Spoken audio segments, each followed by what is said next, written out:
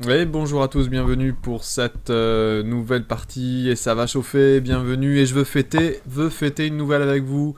La nouvelle c'est que j'ai atteint les 2000, 2500. Donc je suis content et on va essayer de fêter ça, on va essayer de faire une belle partie. On va filer le lien de ma chaîne à mon adversaire. Et c'est parti, ça va être chaud hein, évidemment, parce que là on est tous les deux très très serrés au niveau du classement, tous les deux 2005. Je vous remercie pour les derniers commentaires que j'ai reçus, les petits messages d'encouragement. Un, un spécial à Saf du 313, un spécial coucou à Saf du 313 qui m'a envoyé un gentil message et qui m'a dit. Il m'a dit que. Il me propose nul direct. Qui m'a dit que. Non, moi je refuse, je suis quelqu'un de combatif, je refuse les nuls rapides. Il m'a dit qu'il s'était inscrit donc grâce à moi, grâce à Blitzstream, grâce à des gens comme ça sur YouTube, qui s'était inscrit dans un club et qu'il avait acheté Chase Base, qu'il avait commencé les échecs, donc c'est super. Écoutez, si je peux vous donner envie de commencer à jouer à tous, à vous y mettre, à progresser, quoi que ce soit, écoutez, pour ça, je suis super content. C'est une passion que j'ai depuis tout petit et si je peux la partager, vous donner envie de jouer, écoutez, je serai heureux. Ok, alors l'ordre de coup m'a un peu surpris.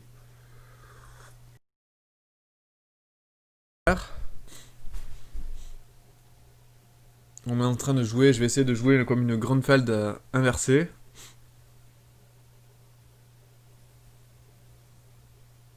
Peut-être cavalier B3 ici. J'hésite un petit peu à jouer mon cavalier, je peux aussi jouer E3, mais je suis pas forcément content de E3, j'ai pas forcément envie de prendre non plus. Bon, ouais, je vais essayer de jouer une Grunfeld à l'envers en jouant cavalier prend. Alors la Grunfeld c'est côté noir, hein, c'est quand les blancs jouent D4, C4, les blancs vont jouer cavalier F6 et puis D5. Et surprise, on reprend du cavalier, on se fait chasser par E4 et on vient manger le... Et les blancs ont un très fort centre, mais les noirs ont un jeu très actif avec les pièces et ils contre-attaquent le centre blanc souvent et c'est très intéressant. Il y a Maxime, le meilleur joueur français, Maxime Vachier-Lagrave, qui joue ça avec les noirs, qui est un spécialiste de la Grunfeld. Donc là, je joue une Grunfeld en quelque sorte en premier, parce que là, je m'attends à ce qu'ils reprennent du pion B. S'ils reprennent du pion là, bon, on va échanger les reines et la partie va s'achever vers quelque chose d'assez plat, puisqu'il y aurait 4 contre 4 des deux côtés. Et puis, non, pardon, 4 et 4 là, et puis 3 et 3 de l'autre côté, côté dame. Aucune dissymétrie au niveau des pions, et en fait, quand les pions sont symétriques, souvent c'est beaucoup plus difficile de créer de la tension, d'avoir une position, disons, avec des ressorts dynamiques, et donc c'est souvent beaucoup plus plat. Donc s'il reprend du pion B, voilà, là on va s'activer un petit peu. Alors s'il reprend du pion B, il va avoir une idée intéressante, c'est donc l'attaque ici, possible sur mon aile dame.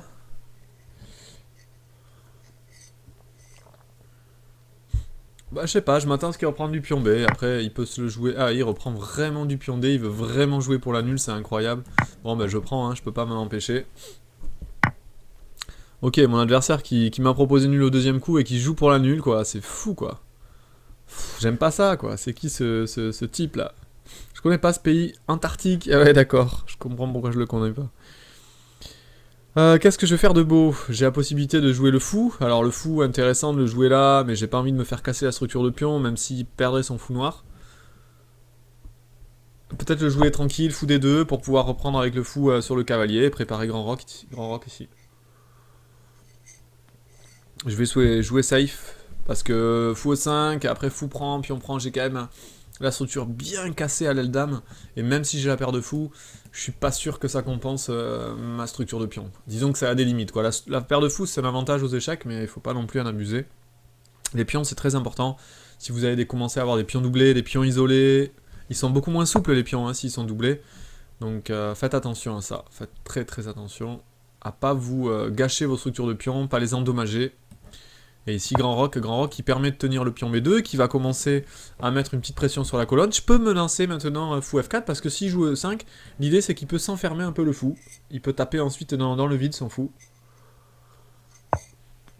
Il le joue lui-même, je suis pas forcément content, enfin fan, disons plutôt, de son coup.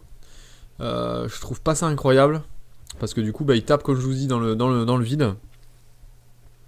À sa place, j'aurais pas... Est-ce que je commence à jouer des coups très actifs comme cavalier E4? Cavalier E4 qui peut menacer des coups comme fou C3, puis des coups comme cavalier G5 pour aller chercher, taquiner un petit peu le pion là-bas. Ça peut être une idée. Je peux aussi simplement me développer, mais il va avoir des coups comme fou G4 sur pion là. Je peux aussi jouer tranquille, hein. Je sais pas. Il faut réfléchir à... Si je joue fou G2, bah, je suis pas parti pour jouer pour E4, donc il va jouer des coups comme F5. Pas forcément convaincu. Est-ce que j'essaye de profiter très très vite de l'affaiblissement de son roi? Il peut y avoir des coups comme cavalier là, fou là. Essayer d'attaquer de ce côté. Cavalier là, est-ce qu'il a F5? Voilà, le coup critique c'est F5 ou fou F5. Les deux critiques s'il attaque le cavalier. Est-ce que je peux pas sauter en direct en D6? Est-ce que j'ai des coups ici? Est-ce que j'ai des coups comme cavalier là? Ah, ça peut être intéressant cavalier là parce que je vais affaiblir. Ça peut être pas mal, hein. Mais F5, cavalier là, il peut jouer B6. Je peux toujours pas jouer cavalier A6 parce que mon fou est pas sorti. Je suis pas forcément très content.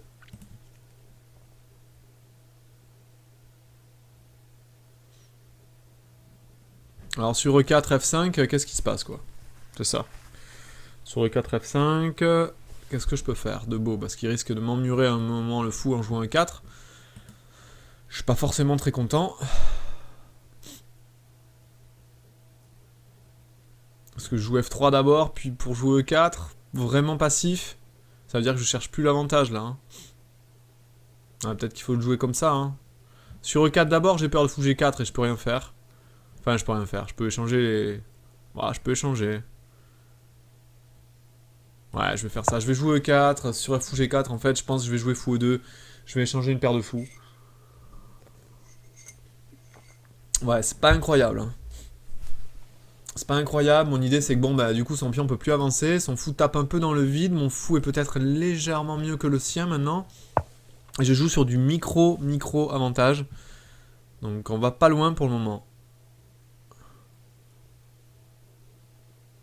Ok. Est-ce que je commence direct à recycler mon cavalier? Ou j'attends un coup?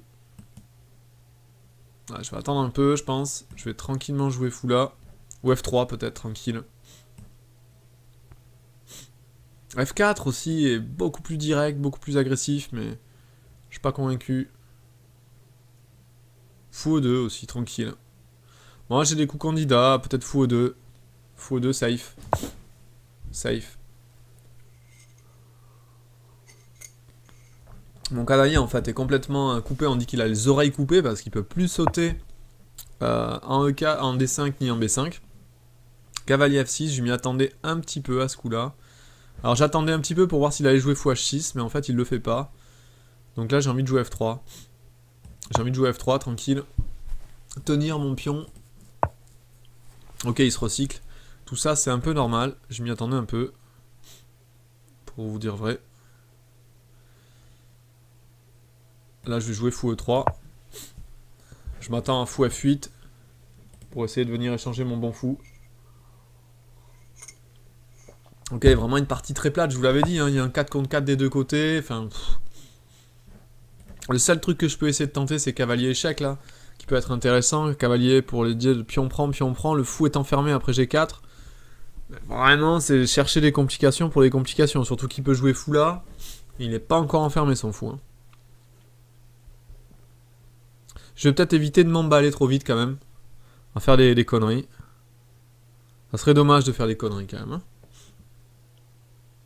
Mon cavalier, il est pas énorme, vraiment. Il faut que j'arrive à le recycler. Bon, je vais doubler. Je pense que je vais simplement doubler ici. Je peux aussi jouer H4. Ouais, je pense que je vais jouer H4 surtout. Je vais essayer de jouer H5. Alors, il va jouer H5. L'avantage que ça a, c'est que ça fait marcher mon idée. C'est-à-dire que son cavalier, son fou est vraiment enfermé après pion prend, pion prend. Il n'y aura plus de fou H3. Il peut jouer fou F5. Mais il y a G4, pion prend, il y a fou là. Et ouais, ça marche pas encore. Hein. J'arrive pas à faire marcher, me disent aussi décidément, cette idée. Alors, est-ce que je joue G4? Ouais, G4, c'est vraiment... Voilà, je cherche les ennuis, quoi. Je cherche à créer du jeu alors que la position est plate. Je suis pas sûr que ça soit énorme. Hein. Peut-être tour D2, tranquille. Hein. Je vais jouer tour D2, tranquille, vraiment, j'attends. Sur x6, je peux jouer des coups comme cavalier D1 pour revenir avec mon cavalier en E3.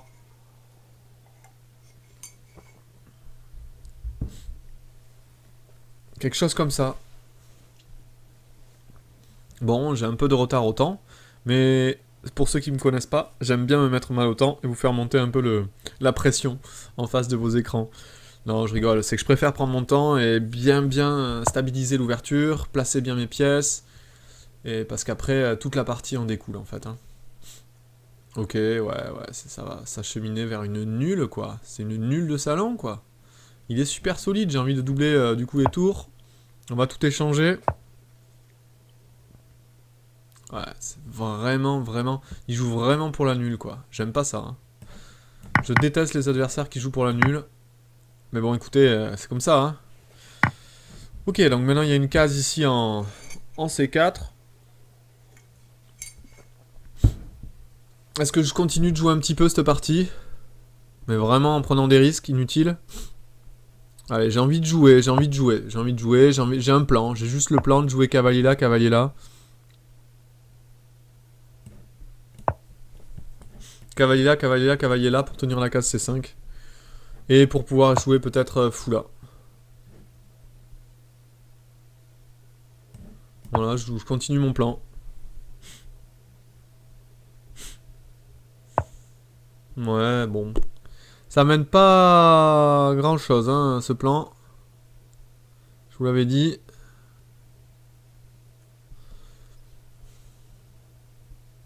Est-ce que je joue à 4? Ouais, je vais jouer à 4 ici. Bon, il y a fou là, mais... J'y crois pas trop à fou là. Ok, il revient. C'est vraiment un plat. Est-ce que je joue fou là? Ouais, je pense que c'est pas mal d'aller essayer d'échanger son bon fou contre mon mauvais fou. De jouer cavalier là. Et puis de voir ce qui se passe, quoi. Ok. Vraiment, la position est plate. Mais bon, c'est des petites positions intéressantes où il faut quand même, voilà, vous voyez, de positionner bien ses pièces. Il va essayer évidemment de tout échanger. Son idée, c'est qu'après fou prend, cavalier prend, il défend son fou. Mais bon, il n'y a vraiment rien. Je peux vraiment pas créer de jeu dans cette position. Si je joue roi E3, je pense que c'est ce que je vais faire. Il n'y a vraiment pas grand chose. Le roi va venir en 1 E3, mais bon, il n'y a rien. Je peux rien faire. Je peux pas créer de jeu.